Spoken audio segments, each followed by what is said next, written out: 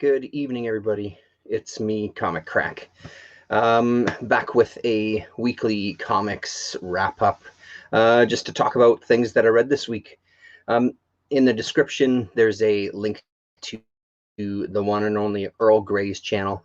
If you don't know him, I'm surprised. You should go and sub him. Our weekly chat appeared on his channel this week. So in our continuing rotation of guest spots, on people's channels. It was Earl Grey this week. Next week will be Sleepy Reader. We'll be live on Sleepy Reader's channel, probably at least a half an hour earlier than we are normally. But we'll see how that goes for everybody schedule-wise. In the description, there should be some links to some things as well that we're going to talk about today. So try to get better at putting those links in that I always talk about. So it's a fairly good week of reading. Talked about some of it on the show today, so we'll start kind of with the few things that I didn't discuss on that show. One of them, I made it through. I mean, not made it through. It's not a trial by any stretch. I read the next 3 volumes of Thorgal. Those showed up today, or not today, rather, this week. 12, 13, and 14. And it's at a stage right now, and I think I've said it before, that this is just such a nice, comfortable read for me. Nice, comfortable read for me that it doesn't take me very long to get into the story. It's really easy for me to kind of get hooked into this world again. So we left our story with Thorgal basically removing his name from the lips of the gods, and it kind of sears itself onto his hand. So now we leap, it looks like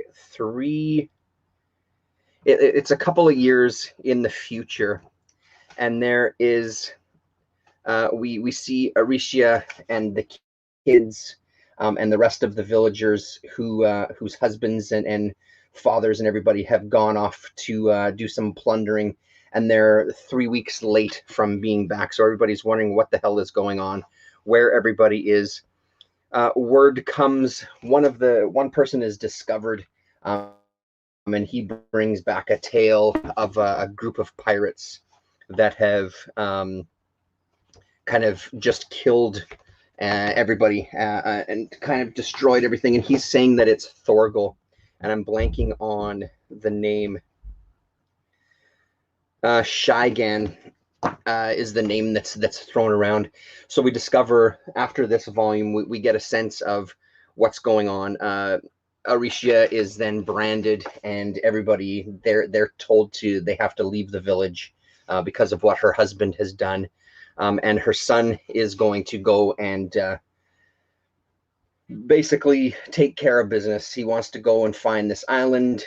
He wants to kind of figure out what's happened, find his father again, and reunite the family. So this was a really great story, just to kind of do the little bit of setup. It unfortunately hit a bit of a slump with book number 13 here. We get introduced to a time travel element, and anytime you're going to introduce time travel, it really, I don't know, man. It doesn't work. It, plundering often runs late. Hey, Gray Man, how are you? Yeah, it takes a lot out of you. You have to kind of recoup after that.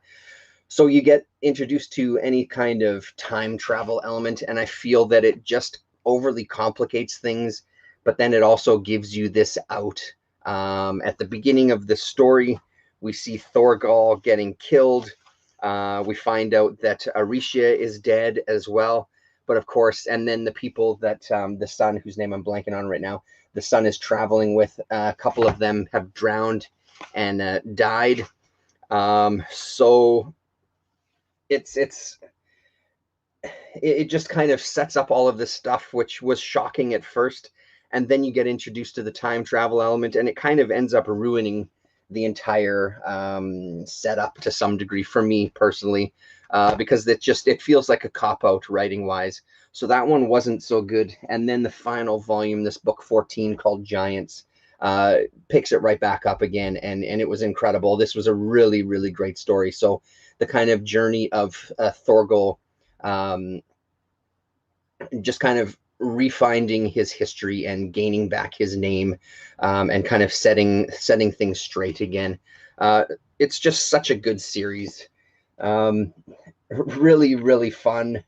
Like I said, at this point, after 14 volumes, very comfortable read for me to get into. One of the other things that came this week, in one of the previous videos, I talked about Theth Tomorrow Forever, which is somewhere in the room here. I'm just not sure where, by Josh Baer.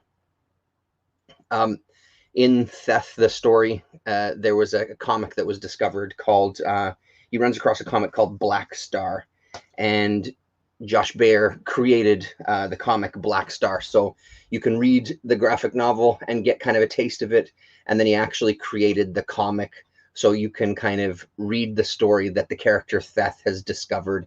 It's based loosely on, I want to make sure that I get the name right, Dick Briefer. It's based off of, or loosely inspired by Dick Briefer's Frankenstein, is what this book is. And I wasn't familiar with the name Dick Briefer, but as soon as I looked up images, that Frankenstein character, considered one of the first ongoing kind of horror titles, I guess. As soon as I saw the images of his Frankenstein, it immediately rang a bell with me. So Josh, I got this from Josh, and I also got RM, which is his version of Rom the Space Knight, I think based off of a couple of comics that actually came out and then elaborated on by him.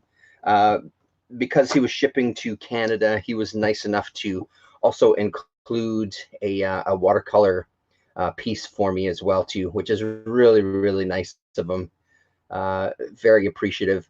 I'm really growing to like his art a lot more the more time that I spend in kind of his comics and get used to his style, because it isn't a style that immediately resonates, although the coloring in this newer stuff really resonated with me immediately. It took me a little bit to kind of get into his style. But once you do get into it, it's pretty incredible looking stuff. Very, very original, kind of borders on that area of almost being indecipherable to some degree. You look at the pages, but once you're kind of going panel to panel and get used to how he represents things, it's really fucking good. Like, it's really, really great. Very, very original, very unique. So the story here in this one is about a Frankenstein type monster who's living underground and gets kind of hooked up with this kind of a midget gangster, and they just go on a mission to kind of gain control of the city. And then of course the character Theth appears in here at the end as well to kind of bookends the story here, tying it all back into that world. We also get some pinups as well from people. Yeah, there's definitely the grotesqueness of it. Absolutely, there's a real different kind of energy with this stuff. Very rough, and yeah, just very unique. I can honestly say I haven't really seen anything like it. So this was really good. I would suggest, I mean, yeah, you could read this on its own for sure. I would honestly suggest going for Theth Tomorrow Forever, though, having a look at that, reading that book, and then seeing if you want to go forward. I don't know if this would be part of what makes this enjoyable is the fact that you're reading a comic that only existed in a comic. It's that kind of, you know, adding layers to things. That's definitely part of the appeal here. I don't know if I would have read this first, if it would have done as much for me. It was still enjoyable to go through. Making some of those links to the actual graphic novel though, is what makes it even more enjoyable. So really a good read there. And then so this is a collection of the RM or the ROM stuff that he did, and he recolored the whole thing for this collection in kind of his new style of coloring. I don't know if this did as much for me. I'm not familiar with the ROM character or the well, sorry, the stories. I know Rom the Space Knight, Bill Mantlo. So apparently these are takes by Josh Baer on the stories of Rom the Space Knight, originally written by Bill Mantlo. and makes them his own, reinterpreting them and developing his mythology. So while Black Star was kind of very loosely based on a character, this is really kind of taken from the comics and then adapted by him. His daughter, Karina Mantlo, does a little introduction to this volume as well too, so that's pretty great. But like I said, I didn't mind this one. It didn't do as much for me. I feel like because I don't have experience with the character, there's some things that just didn't really mean anything to me. And again, it's what he's doing with these characters and how he relates them to himself. In this case, there's a running thread of, again, the Theth character, which is pretty much Josh Baer himself, even though he calls him Theth, or Seth is his real name. Everybody else calls him Theth. So we do get kind of a story in here as well about the Seth character and his relationship with the ROM comics and how that affected his life with his mom and how it affected things at school and just kind of his general attitude as a 12, 13-year-old, something like that, I want to say. So you do again that tying into the whole narrative from Baer as far as what these comics meant to him. The second story is called Prison Riot. This one was far more enjoyable, but again, the art is what the big draw was for me, because the story again was just okay. It didn't this didn't blow me away, is I guess what I'm trying to say about this RM. I'm really glad that I gave it a shot. I'm really glad that I picked it up. But again, if I'm going to steer you in any direction, Theft Tomorrow Forever would be the one that I would steer you towards first. A couple of other things I read this week that I didn't talk about earlier this afternoon.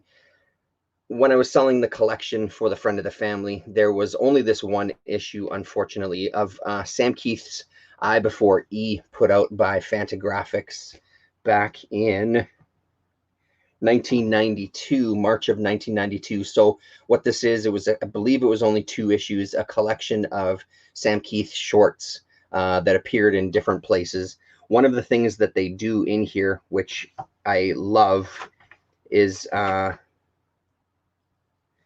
tell you the name of the story at the top, and then in brackets it tells you where the story first appeared, which is a really nice way to do it at the top of each page.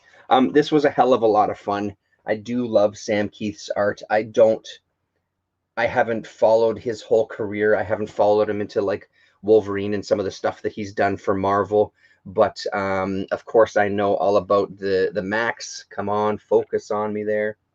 There you go, that's better. But this was a lot of fun, especially to see some characters appear in here that do appear in the Max. And he's really just got a nice style, like a really great style to him. So this was fun. I'd love to find issue number 1 to see what's in there. And here's kind of his Doctor Strange ripoff kind of character. I think, does he call him Dr. Weird? Or the Grand Wazoo, that's that one. Let me just find the beginning. Yeah, Dr. Weird. Really great. Where's that one panel here? By the many facial blemishes of Vodon, the tremendously unsightly, can this be true? Stuff like that. That's a hell of a lot of fun. So I guess that's a few books back to back here, paying homage to comics that potentially meant something to them. And at the back, we get the Keith Concordance. So we get kind of the stories that he did right from 1983, and just kind of a title, where it appeared, and the year that it appeared, which is a pretty good idea as well too. And then if it was written by somebody else, the credits there as well. So yeah, that's a great one. Gonna keep my eyes open for number 1. This next ones will do just as a stack.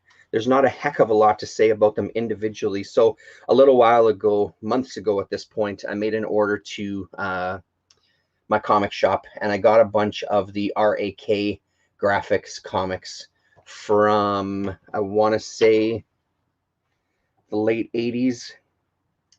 Yeah, mid to late 80s, 85, 86, 87, right in around there is when all of these came out. A short-lived, they didn't do very much comic-wise. They do still have a website, though, and I put the link to that in the description of this video. They still do stuff. They do a lot of gaming, and I don't know if that knowing that information influenced me when I was reading these, but they're super fun books, and they really remind me of almost kind of like an RPG report that players would make after going through a crazy battle or a crazy session of Dungeons and Dragons or some other role-playing game. That's kind of how they're presented. That's kind of how the captions go throughout the book. Very descriptive. Kalua's head dropped to the floor with a sickening thud, and as death claimed the demon ruler, the castle violently heaved and shuddered. Then it too began to die. So it's almost like you're sitting in the adventure, and the dungeon master is kind of reciting what's going on around you. It's not dialogue driven by any stretch, as you can see there. It's a lot of description. There is some dialogue for sure, but there's lots of there's lots of kind of descriptive stuff going on here. One of the characters at the end here is Chakin.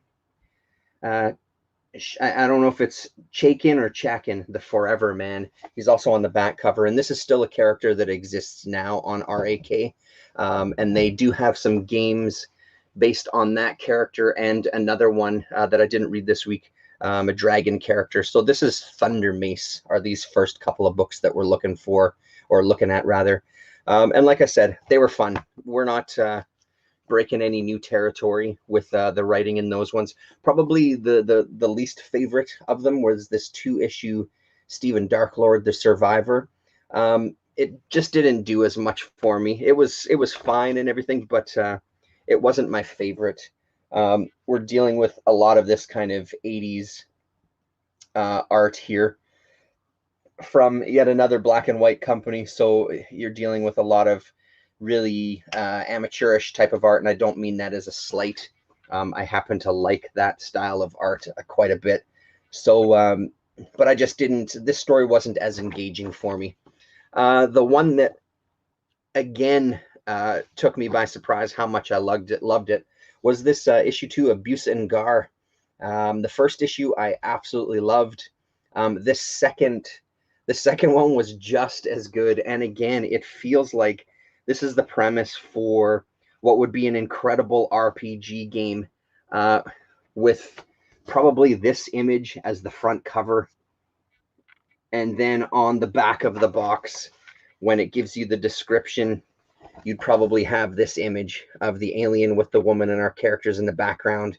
And then up in the corner here, you could have a description of what the game was about and a brief write-up on it. I absolutely loved the art in this one a lot. All of the characters look incredible. The aliens look incredible. And the story is basic enough to kind of really keep you moving through it. I love this book. I think there was only 3 issues of it. And 3 or 4. Anyway, they had a couple on my comic shop, so this will be one that I try to find that last 1 or 2 issues depending on how much. So highly recommended. Out of all the RAK stuff, this is the one that I would say go for.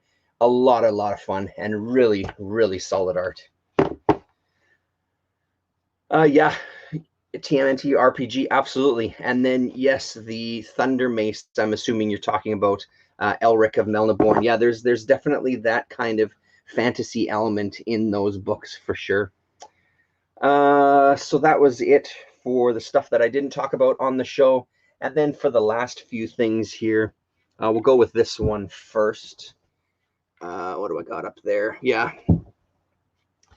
This was from this week, this past Wednesday. This is an artist that I love, Will Sweeney. a book called Zigzag.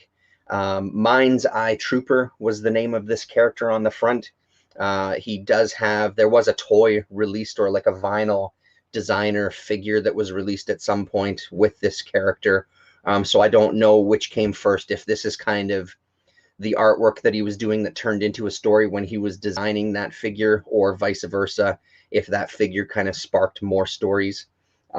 This is a completely silent comic from Fantagraphics, their subsidiary underground label called FU Press, which stands for Fantagraphics Underground. They've done a lot of hardcover collections. I didn't know they were dipping into single issues, which is what took me by surprise when I saw the FU Press on the back. Heavily influenced by Kirby, but I guess at some point, who isn't? It's a gorgeous, gorgeous book. I've been a fan of Will Sweeney for a long, long time, and anything that I can get my hands on from him, I jump at pretty damn quickly. So when I heard that this was coming out, I ordered it from one of the shops by my office, just to make sure that it got into my hands, because it feels like this is the kind of book that not a lot of shops are going to think of pre-ordering. Again, with stuff like this, it's the visual element that keeps me moving forward. There's a loose story. I love these two panels right here in the middle, playing with panel layouts. Character shooting a gun to himself over in the next panel, where he can then zap this guard, which melts off his mask to reveal the face underneath, which sort of breaks the trance of all of these characters as he moves in through the city to kind of meet the big baddie at the end here. Super fun, complete eye candy. The guy does some beautiful melty ass looking creatures. Really, really inventive stuff. If you don't know Will Sweeney, absolutely seek him out. He's done, like I said, he's done music videos. And the music video that I'm thinking of, I should have actually attached the link to it. I've talked about it before. It has an old style heavy metal magazine vibe to it. He's done t-shirt design. I think he's worked on skateboard design. Like I said, he's done some vinyl toys. He's getting into that. There's actually a toy on his Instagram. There was an announcement yesterday. Let's see if I can find the character. There was an announcement that this character here was going to be the next vinyl figure. I always follow those toy designers just because I love the looks of the toys. I never end up buying the stuff because it's always so goddamn expensive. A couple of $100 for a vinyl figure is a little out of control for me. But Will Sweeney, check him out. And then sticking with the art vibe here, this is by a guy, Rodger Binion, and this is Volcano's Reach, from his No Man illustration. This is book number 14 from that series that he's done. This is just an amazingly psychedelic looking piece of art here, on really heavy duty paper, so heavy duty that it doesn't quite close, in kind of the typical comic fashion. I have some black lights downstairs here in the basement, and this absolutely glows under the black light. I tried to take photos of it when I first got it under the black light, but the camera actually stopped down because it was just so the white and the glowing nature of this book just kind of overwhelmed the camera to do justice to it. Seeing this with your own eyes under black light, it is something to behold. It's really, really great. And again, we have a basic story of a guy who he specializes in volcano art and research. At one point, he is kind of sabotaged by another volcano expert / artist, and he's burnt and left for dead and disfigured. He kind of still lives, though, has some surgery to his face, and cut to a few years later, they meet again face to face, and it just goes from there. Threadbare story again, but when you have visuals like this, what the hell do you need a story for? So it's gorgeous stuff. His stuff sells out pretty damn quick. There's only 2 or 3 things in print at this point. The other one that I got from him this week was Monstrum Ignium, and this one is kind of, it looks like a descriptions of Greek gods. I haven't read through this one yet, so much different than the previous books that I have from him. The other one that I have from an order quite a couple of months ago is this Miffed Ruffians. This one is also released by Silver Sprocket Comics. So I think this one is still pretty readily available on a number of sites, but there's none of them stand out like this one. Really incredibly gorgeous stuff. We'll put those down there. And then finally, because I'm still working through a couple of things, the Giro Tamaguchi name has jumped around a few times lately, ever since Rain Like Hammer's #1 came out. There was a lot of talk of these kind of healing manga, and Gekiga, I closed the page. I think the genre is Gekiga. Forgive me if I'm incorrect on that, but kind of like a dramatic manga kind of thing. This was such a great read. It's a hardcover. I have another one of his books on the way that I got from Book Depository. The way Book Depository works is if they have it in, they just send it. It's all free shipping, so they don't wait to get your whole order at once. So the Thorgal books came from Book Depository as well, and I think I got 4 different packages in one day. Each of them had 1 book inside them. But this is a hell of a book, man. I finished reading it, and I sat with it on my chest and just kind of sat thinking about it, and then immediately turned back to the beginning and started reading it again. I don't think I've ever read anything like it. It's literally a guy going for walks and talking about the things that he sees in his neighborhood. You know, finding a guy who's watching birds, who's a bird watcher, and hanging out with him to look at birds, getting caught in the rain, stomping through puddles, getting off the train at a stop earlier from his office so he could kind of explore that part of the city, stopping off to buy a paper balloon for his wife. Just everyday stories. There's a couple that are highlights. I love them all, but I think there's 20 stories in here total. This is a good example. He comes across some kids who have lost their plane up in a tree, and he offers to climb the tree to get the plane for them. He ends up climbing the tree and then just hanging out in the tree to have a look at the city. And I don't know how well it's showing up on here, but the textures of the leaves, there's this real old computer style graphic look to some of the backgrounds, and even some of the shapes. It really reminds me of stuff that you would see on an Etch-a-Sketch, types of designs that you might be able to get out of an Etch-a-Sketch itself. Really, really, really nice stuff. One of the other stories that was a standout to me, where he starts to play with some of the panels and some of the ways that comics are presented. It's called A Shattered Landscape, and it starts off with our main character going for a walk. Surprise, surprise, focus. Going for a walk. Come on, don't be a fucking bitch. Going for a walk and getting a soccer ball to the back of the head, knocks his glasses off, and he steps on them and breaks them. And then this is just an excuse for us to kind of see the world through the broken lenses of his glasses, which I thought was really, really clever. And then we get a double-page spread of how he's seeing the world or the landscape without his glasses. So we see that we're not seeing any facial features on any of the people that are playing in the park. Everything kind of has a fuzzy look to it, a little bit washed out.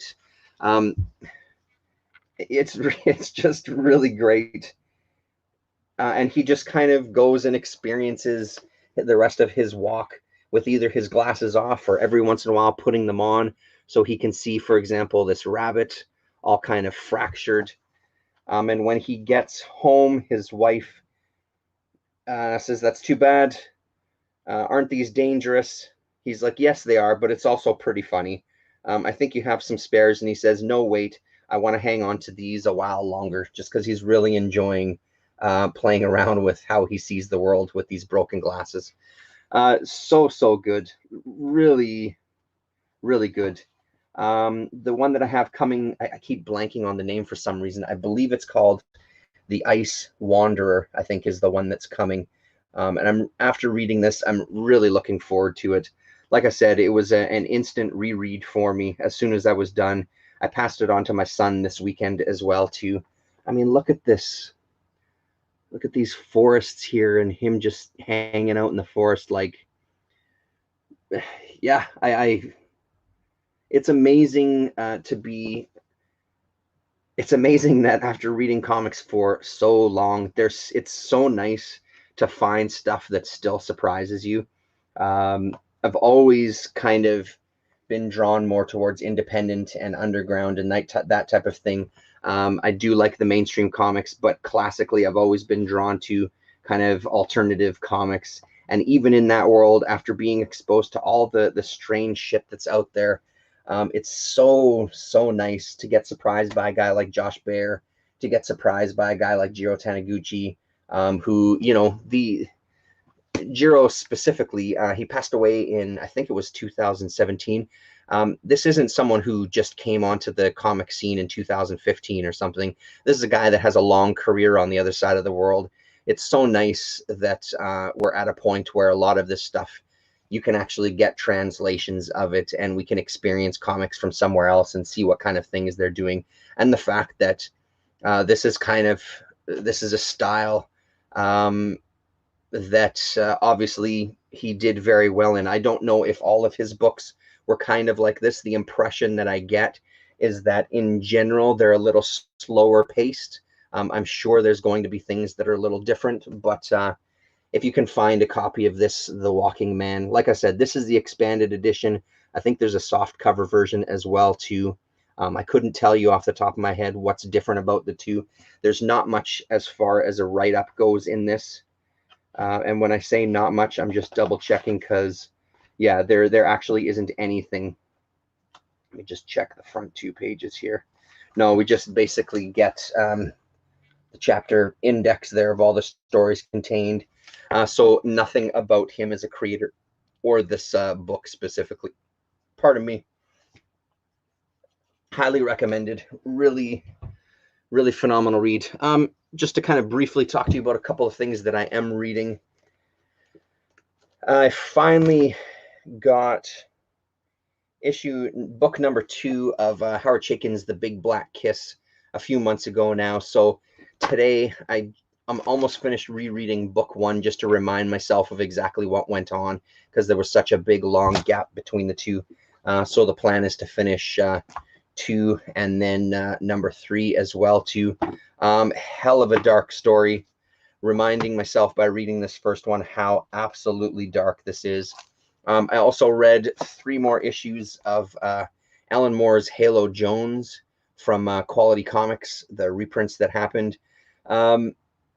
Such a good story. It's just kind of getting better as it starts to evolve. I think there's only 12 issues total. So I've got 4 more issues and I'm done. Each book has a Judge Anderson from the Psi division, PSI division, and then another short story as well. The Halo Jones, I wish it was kind of 2 Halo Jones stories per book, but I can see why they would parse it out like this because this is how it would have come out when it came out in 2000 AD. I'm not so crazy. The Judge Anderson stuff, I think, it's a really great read. That third backup story, I just don't read it anymore. It just doesn't do much for me, so I'm focusing on the Halo Jones stuff. I think that's all that I read this week. Quick look in the shelf here. Yes, that is it. So anyway, thank you very much. Yeah, Halo Jones, it really is a classic. I can see why. It took me a little bit to kind of get into it. The first few issues were good, but it's really picking up now that I'm kind of used to it. I guess I didn't really know. I think I'm used to a certain Alan Moore. So I'm used to a lot of subtext. I'm used to a lot of reference. I'm used to a lot of something that just wasn't in this one. So I think I was looking at it completely wrong. I was looking at it in a way that he wasn't presenting it.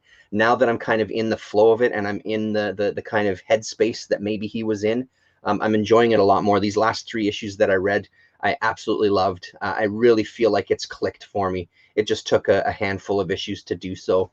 And I also know at this point too that classically it's an unfinished series, so I'm kind of bracing myself for I don't know if it's going to be a cliffhanger. There isn't much in the way of cliffhangers with this. There's one, that first story arc sort of has that cliffhanger element to it, but these other stories don't really. They're almost like a slice of her history being looked at from the future, from the far future, as we look back on this character. So there's a sense that this character is going to kind of do something great to kind of make her mark. We don't really know exactly what that is. She's just about to join the military, it looks like. But yeah, like I said, it really clicked, and I'm now really enjoying it. And I'm looking forward to these last 4 issues just to see what he has in store for us. So, Greyman, thanks very much for hanging out and chatting. That's great. Distorted Reality, thank you very much for hanging out and chatting as well. And like I said, go and check out our chat on Earl Grey's channel that we had this afternoon. And if you're around next Sunday, feel free to hang out on Sleepy Reader's channel. In the chat, we always have a really good conversation with ourselves and amongst everybody in the chat room as well too. So thanks very much for watching, and we'll talk to you.